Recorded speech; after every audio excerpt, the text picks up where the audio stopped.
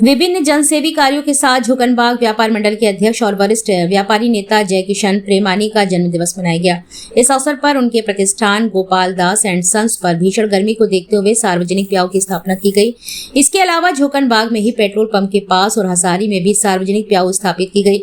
भीषण गर्मी में आम नागरिकों को शीतल पेयजल उपलब्ध कराने के उद्देश्य से स्थापित की गई सार्वजनिक गौशाला की देखरेख की भी व्यवस्था सुनिश्चित की गई है। यहां तक कि रात में भी यहां रखे मटकों में पानी भरकर रखा जाएगा ताकि आने वाले राहगीरों को पेयजल की आवश्यकता होने पर किसी प्रकार की परेशानी न हो। इससे पूर्व परिनेता जय किशन प्रेमानी को उनके शुभचिंतकों और माल्यार्पण कर रहे उनके जन्मदिन की बधाई देते हुए उनकी दीर्घायु होने की कामना की गई है। इस अवसर पर उन्होंने संकल्प लिया कि जल्द ही विभिन्न व्यापार मंडलों के स्थान पर एक समन्वय समिति का गठन करने का प्रयास किया जाएगा।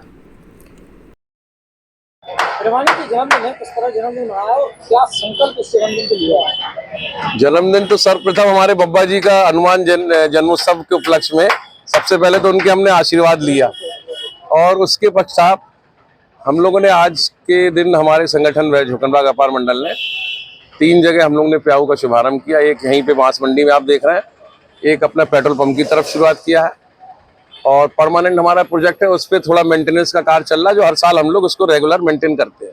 और इसके अलावा हसारी में जो आपको हाईवे है वहाँ भी हमारा एक प्याऊ आज ही हम लोगों ने शुभारंभ किया है। तो ये पुण्य का सेवा कार्य हम लोग ने किया है और बराबर इसकी मॉनिटरिंग होती है। पानी भरा जाता है, रात में भी इसको हम लोग छोड़ देते हैं यहाँ पानी भर के, इससे यहाँ भीषण गर्मी में।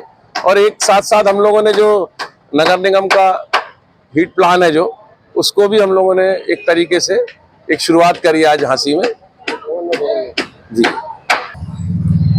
संकल्प साहब यही लिया है कि सेवा भाव मन में बना रहे और व्यापारी हित में मैं अगर ज्यादा कार्यक्रम तो मैं इस पक्ष में नहीं हूँ कि आए दिन कार्यक्रम करें और लोगों को बुलाएं, लेकिन अगर कहीं भी कोई समस्या होती है तो जय किशन प्रेमानी रात के 12 बजे और सवेरे 4 बजे भी उठ के आ जाएगा।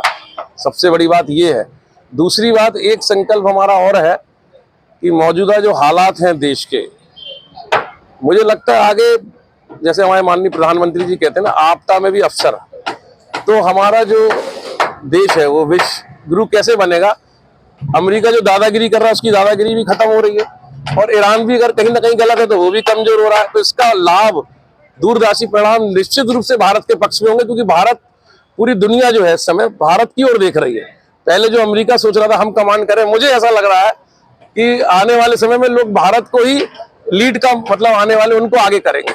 और इस समय जितने भी हमारी व्यापारी हो चाहे हमारे आम नागरिक हो, थोड़ा थोड़ा बाहर उनको अवश्य पड़ेगा, लेकिन सरकार ने पूरी व्यवस्था कर रखी है और पैनिक लेने की जरूरत नहीं है किसी को भी।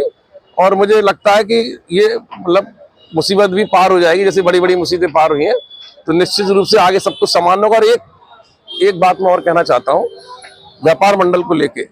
आप लोग भी जानते हैं कि व्यापार मंडल, हम लोग व्यापारी क्या होता है, जब कोई सत्ता होती है तो हम सत्ता का हम सम्मान करते हैं।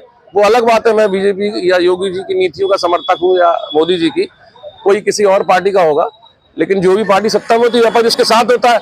लेकिन इस समय व्यापार मंडल नाम का रह गया जितने भी हैं, और कहीं मुकर होकर कोई आवाज नहीं उठा पा रहा। तो अभी तो खैर हमें देश हित पहले हम आइले, लेकिन आने वाले समय में आपको संगठन कोई नया नहीं बन रहा, लेकिन समन्वय समिति स्थापित करने के लिए मैं निरंतर प्रयास में हूँ।